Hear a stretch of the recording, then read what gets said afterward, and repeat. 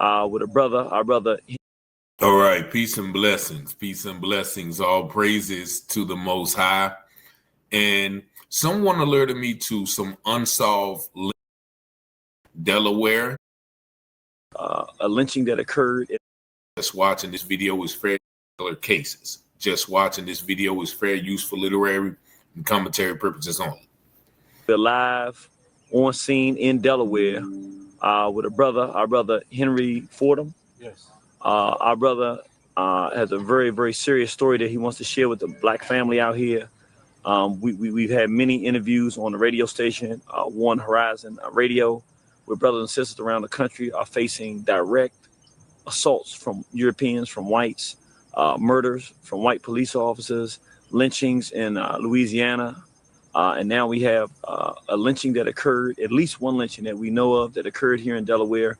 And we actually have a brother who actually successfully escaped a lynching, our brother Henry Fordham, and he's going to share his story. We're actually in the park where the white males tried to lynch our brother, and we're going to go through the interview so you can hear from our brother exactly what he went through. So, Brother Henry, I want to start off asking, you said how many white males was it that you said came to try to lynch you? It was two. It was two of them. Two white Caucasian men. Okay. Do you have any idea, if you had to guess, about how old were they? They was roughly probably, one of them probably was like 30 and the other one probably was like in his 20s. Okay. Late 20s. Late 20s and one in the early 30s, something like that. Okay. How tall were they? Big? You know, what were their statures? One was like probably 6'1", and the other one he probably was like 5'8" or 5'7" or something. Okay. Were they big guys or they small? One of them was. The other one was small. Regular size. Okay. So when was the first time that you ever seen these two Caucasian males? I seen them when I walked on Governor Street in Dover downtown. Okay. And one of them salamed me, gave me the Islamic greeting, and as he gave me the Islamic greeting, I salamed him back, and that was that.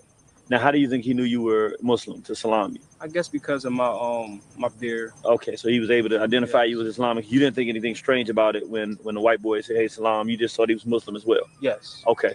Yes. So I salamed him. So earlier that day, I just left, went back, didn't think nothing of it, went back in the crib, and seen him next day, seen him again, but it was early in the morning. And where were you when you saw him this time? I was on North New Street. North New Street. Yes. Okay, what were you doing? I was just outside, just smoking a cigarette. So you was outside smoking a cigarette in the morning? Because the boarding house I am, she doesn't permit smoking in her home. So okay, I went outside, and I was approached by the same Caucasians, and they greeted me again and said, "I need to talk to you about my issues and my problems, you know, my baby mom and all that stuff." So about whose baby mom? His baby mom.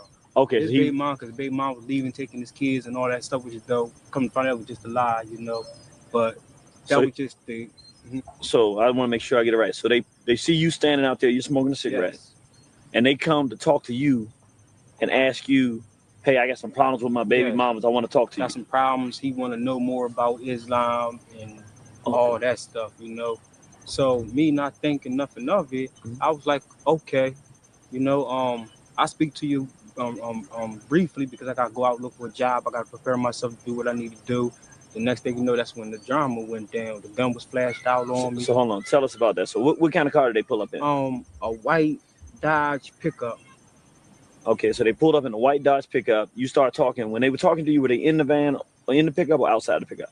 One of them, they was first they was inside of, one of them was inside of the pickup. The one that salamed me was inside of the pickup. Then he got out. Okay. Then he, you know, ran down while he wanted to talk to me. Okay. You know, so that's when the pistol got. Now that one, the one that you're talking about, was the one on the driver's side. I mean, the passenger side. What? That was the one that salamed. That's the one that salamed you. Who pulled the gun on you? Him. Okay, so he got out. Did the other one ever get out the car? Nah, he never got out of the vehicle whatsoever. Okay, so he was saying he want to talk about this stuff. Yeah. Then all of a sudden, what happened when he pulled out the gun? What happened? The gun got pulled. The gun got pulled. You know, where did he point it at you? To my head. So he got out and do to me what he did to you. Y'all standing there, he talking about his baby mama, and he just did like this. And what did he say? Nigga, get in the vehicle right now before I blow your head off. And that was that. Okay, so then what'd you do? I didn't, man. I was great. Just say, yo, you gonna have to kill me right here. Mhm. But hey, He had a gun on you in your right, head. right. Did you have any idea? You probably don't remember. Do you remember what kind of gun it was, or do you have any It idea? looked like a 38 or something. Okay. Yeah. It looked Okay, like a 38. revolver or Revolver. okay, you had a revolver. Yes. 38 revolver. Okay, so you Yes. put the 38 on there and say you got to get in. Yes. So you hop in. Yes. All right. Then what happened? Were you in the front or back? I was in the back with him the whole time. Okay, so he had back there. Did he have a gun on you, or how was it? Yeah, he had the gun on me the whole time. Where? Like in my head, he had hit me with the pistol and everything. Go boom, and told me shut the up and all that. So I was like, Dad, I thought you was practicing Islam. He was like, man, F all that stuff, and man, that was just the get you inside. Get you inside the vehicle, and I'm gonna kill you today. So that's how they got me the vehicle right there. Okay, so he told you in the vehicle, we gonna kill you today. Yes. Okay, then what did they do? What did they do? How long the drive did it take? It took how long it took us to get from where they picked you up to here. Here. And it all went down. How long would you think would say? Just for people, because people don't 3 know. 4 minutes. So they took you about 3 or 4 minutes from where you were. Yes. Because most people are not from Dover, Delaware. You live in Dover, Delaware? Yes. Brother from Delaware, he lives here. They took him 4 minutes from the street corner where they found him to a little park. What's the name of this park? Do you know? It's called Silver Lake. Silver Lake? Yes. The Silver Lake Park in Dover, Delaware, where they brought the brother to lynch him. Now, do you remember where they parked? They parked right here. So they pulled up to the corner right here. Right here. Corner, park. They parked the truck right here. Facing this way? Facing this way right here. Okay. Facing that way right there. And then what time of day was it? Like 6 o'clock, 5:30 in the morning. So 5:30 in the morning. So it was still dark? Or light? It was kind of light. It was kind of light. It was getting there. It was getting there. Nobody was here. Nobody was here. No cars. This is what would happen to your body if you ate mood sleep gummies every day. Day 1, you take your first.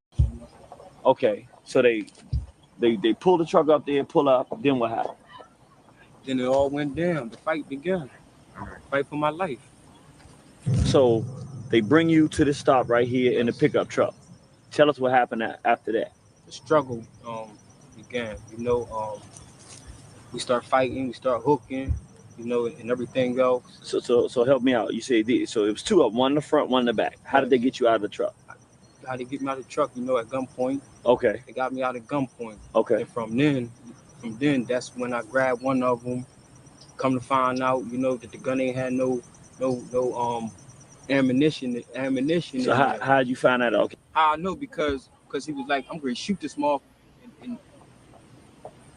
Oh, so he was pulling the trigger. Yeah, he was pulling the trigger and so you pulled the gun. Nah, I never got a hold of the gun. But he was shooting and you realized there wasn't no bullets in it. There wasn't no bullets. He played me. He was letting me know he played me. Oh, so he wanted you to know that. Yeah, he wanted me to know. Yes, wait a minute. So they drag you out the vehicle. So then what? Yeah, you start realizing now I'm gonna fight now because they about to kill me. Right. I'm gonna fight for my life. I already know what time it is now. I'm great. We great to get it in because I already know you trying to kill me now. Okay. It's no robbery. It's you straight up trying to kill me. Right. So So what'd you do? So soon as we park right there. After that, inside or outside when you start fighting first? I started fighting as soon as we got out here because I already knew what time it was. Once they pulled you out the car. Yeah, once they pulled me out the car, that was my chance right there. Okay. So we started fighting and everything like that. So you swung on one of them? Yeah, I swung on one of them. And swung on one of them, I dropped him. He got back up.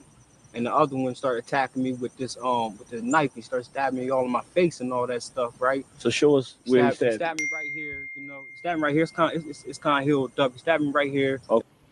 It went all the way through. He stabbed me with like a shank pointy thing. Stabbed me right there. You said it went all the way through? Yeah, it went all the way through. Then he stabbed me somewhere. He stabbed me. I think. Damn. You just knew you was getting stabbed. You had time to sit down and figure out every place he stabbed you. Okay. Right. So he stabbed you. You dropped the other one. He get back up. And what's going on now? Y'all fighting? We still tussling. Okay. So one of them just grabbed me by my neck, started bringing me towards this area right here. The other one grabbed my foot. The other one grabbed my 2 feet, took me down to this area right here, and And when I'm still had me in the headlock, he dropped back on me, you know, and had his feet on me like I don't know what type of position it is, but he had me like You couldn't move. I couldn't move whatsoever. So the other white boy, he kept on going to the van, grabbing stuff to try to knock me out with, you know. So he grabbed the burner again, hit me up top of my head with the burner again. He grabbed some beer cans, he grabbed whatever he can to knock me out. I just know it wasn't time for me to go right then and there. Right. You know, once he couldn't knock me out. Right. Once he couldn't knock me out, I was like, oh, it's a wrap. So you couldn't move, but he's hitting you, but you still ain't going out. I'm not going out. He still his name was John. Okay. You know, the white boy name was John because they were saying each other's names and stuff like that. His name was John. And he steady hit me up top of my head. Homeboy got me in the damn headlock. Then he took my belt off. Wrapped it around my neck. So he took your belt off. Your belt. After he couldn't knock me out, he took my belt off. Okay. And wrapped it around my neck. Okay. And start choking. And start choking me with that joint. Start tugging on the joint just. And the other one was still holding you? Yes, while the other one was still holding. Okay. You know, so damn. Well, I'm just kind of upset about the whole situation. Take your time, yes sir. Bring him back. So the belt was too small. The belt was too small to do what they really wanted to do with it. Okay. You know, so you went back to the truck and tried to find something else. Try to find something else to hang me with. Then he was like, since we can't hang him, let's drown this mother. So they tried to attempt to roll me to the lake. Mm-hmm. By the time then I'm like fucked up, like excuse my language, like I'm kind of like messed up. So they try to roll me down to the lake, get all the way down here. And they dragged me down the hill. John went back to the truck to try to find something else or whatever like that. Then he ran back down, tried to throw me in this lake right here. So help me out. When John was going up there, what was the other guy doing? He still like had me pinned. How? You know, like in the chokehold position, but he had his legs wrapped all the way around. So he was on the bottom. Yeah, he was on top. On the bottom. I was on the top. He got his legs around you and the chokehold. Yeah, in the chokehold. So you can't get out. I can't move. I can't do nothing. Okay. So I started yelling for help or whatever like that. You know, start yelling for help. You know, because when nobody out here, I didn't think nobody heard me or whatever like that. So I'm yelling for help, and nothing came. But I was just like, I got to. I said, I know God didn't just bring me this far to let me go out like this, you know. So John ran back to the truck to get something. I don't know what he ran back to his truck for, but this is when I bit Mike. That's his name. I bit Mike. So Mike was the one that was holding you up. Me. Yeah, okay. The big white boy. When I bit him, you know, I bit him hard. Do you know where you bit him? On his arm. Okay. I don't know which arm. But you bit one arm. I bit him. I bit him so hard that I almost bit a chunk up out of him. I wish I did, you feel me? But right. He let me go. So when he let me go, because he was screaming like a little, he was screaming. He was like screaming when I bit him. And white boy John came running over here. So I got enough time to break loose. And that's when I ran all the way over there, jumped that fence over there.